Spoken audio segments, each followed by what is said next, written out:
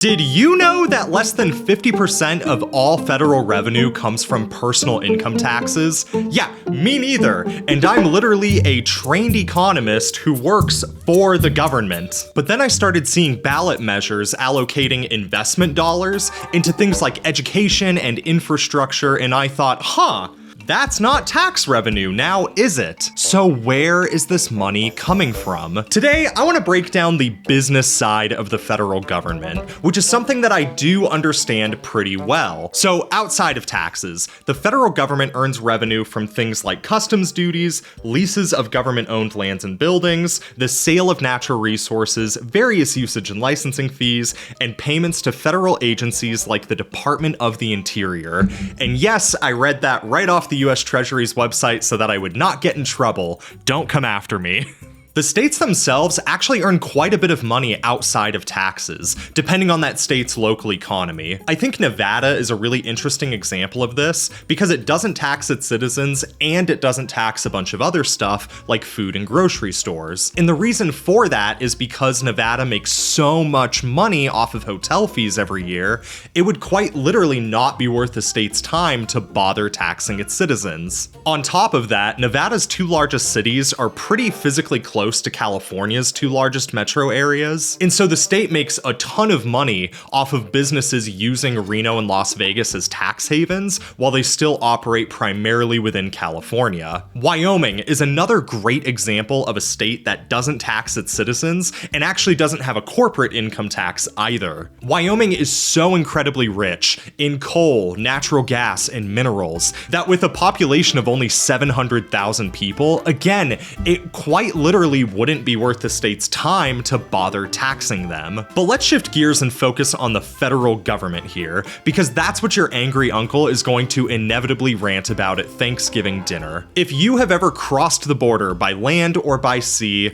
you've probably seen these places called duty-free stores immediately next to the Ron Johns. And after your 10-year-old boy brain stops going, you might stop and wonder, what does that actually mean? So customs duties are a type of fee or tax that gets levied on goods entering the United States. Part of this is to put limitations on individual travelers, like if you bring more than a liter of hard liquor into the US, you have to pay a tax on it, which disincentivizes people to do so. But more often than not, customs duties are really there to regulate any potential biological or economic hazards from entering the country. These could be things like invasive species or even any goods that would disrupt American business too much if they were brought here in excess. As of right now, the US has free trade agreements with most of the Caribbean countries, a big swath of sub-Saharan Africa, and then Chile, Israel, Jordan, and Singapore. Alongside that, there's also the North American Free Trade Agreement, and so any goods that were grown, produced, or manufactured in Canada or Mexico will still have duties applied to them, but the fee will be significantly reduced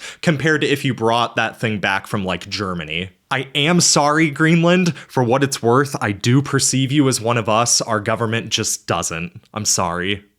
The next way that the United States makes money is by leasing federal land and federal buildings for a limited amount of time. If you don't know, which no shame, a lease is when you rent something, but you can't actually buy or rent to own that thing. So let's say that a company wanted to drill for oil in the western US. Most of the western United States is completely owned by the federal government. And so if a company wanted to go out and drill for oil, they would have to lease land from the Bureau of Land Management in order to do that. The BLM would then go in and make sure that that company's plan was in line with the region's resource management plan, and would also make sure that tribal agreements are being followed and that environmental inspections are happening and are enforced. Now, if you wanted to lease a federal building for whatever reason, then you would do that through the US General Services Administration. There are a couple of different requirements that you have to match first, but once you meet those, then the USGSA has a spreadsheet of over 7,500 different buildings that you could lease for a certain amount of time. So let's say that we wanted to lease this building in New Haven County, Connecticut. All we would have to do is just pay $3,256 a month. Wait, hold on, sorry. $3,256 a year, and then we could have access to this building until 2027. Okay, I think I'm starting to see why people might want to do this, unless it's a mistake, at which point this is me formally letting the US Postal Service know that your data entry person made a mistake. Please don't come after me. All right, now we're going to take a bit of a mercantilist shift here and go abroad for a second to talk about the sale of natural resources. For any non-Americans who are watching, you might be surprised to learn that all resources on privately owned land are considered the property of the landowner.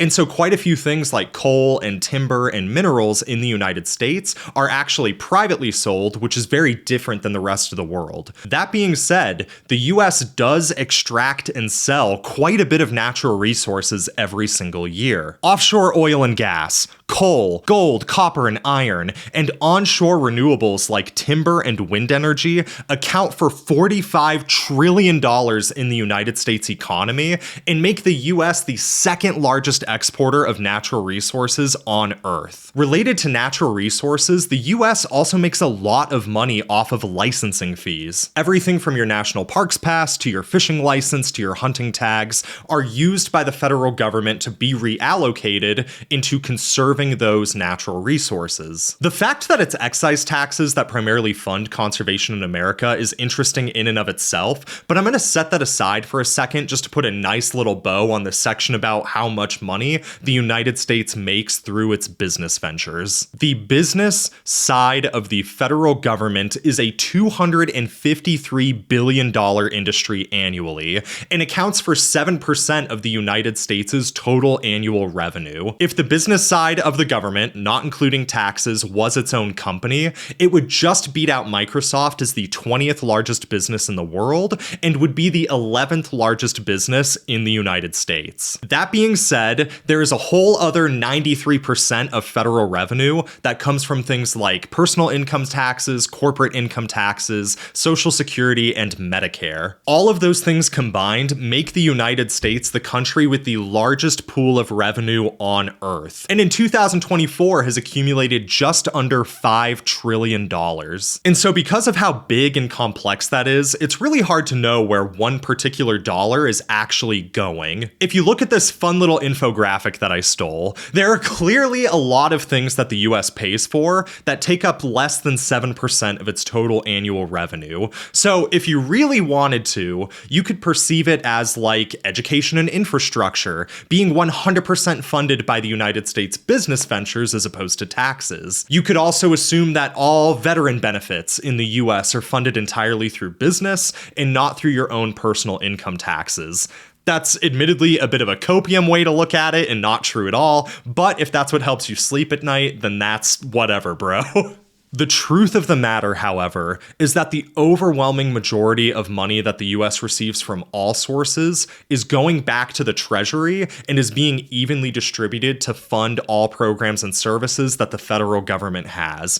Oh god, no, he clickbaited us. That being said, quite a few of those things that I mentioned before are going to fund specific projects. Customs duties often go directly into the local government and are used to fund things like local agriculture production and infrastructure on our country's borders. GSA leases are typically full-service leases, and so all of the money that they're getting is going towards building new federal buildings, paying for that labor, paying utilities fees, and anything else that's caught up in owning a building. And then those licensing fees end up paying for everything involved in conservation in this country. Hunting tags, fishing licenses, excise taxes on guns and ammo, your park pass, are all the primary sources of conservation dollars in the United States. That biologist who goes out to monitor and restore ecosystems, wildland firefighters, those 19-year-olds who are restoring a bridge on your favorite trail, all of those people get paid through licensing fees and excise taxes. Which is kind of funny because it creates a bit of an ironic symbiosis. Much like how the arts in America are being kept alive by rich people who are trying to avoid paying taxes by giving donations to the arts, people people who want to extract resources and recreation from our natural environment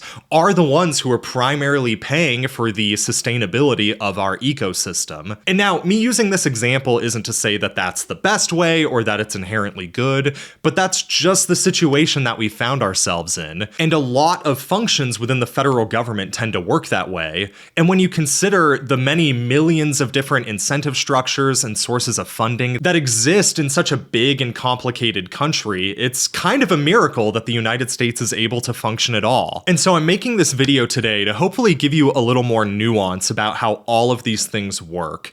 And so that when you're sitting at Thanksgiving dinner this year and your angry uncle starts going on one of those rants about how his tax dollars are paying for something that he disagrees with, take a second and just let him know, hey, Uncle Randy, there's a 51% chance that what you're saying is not true. Trust me, he will absolutely love that perspective and applaud you for it.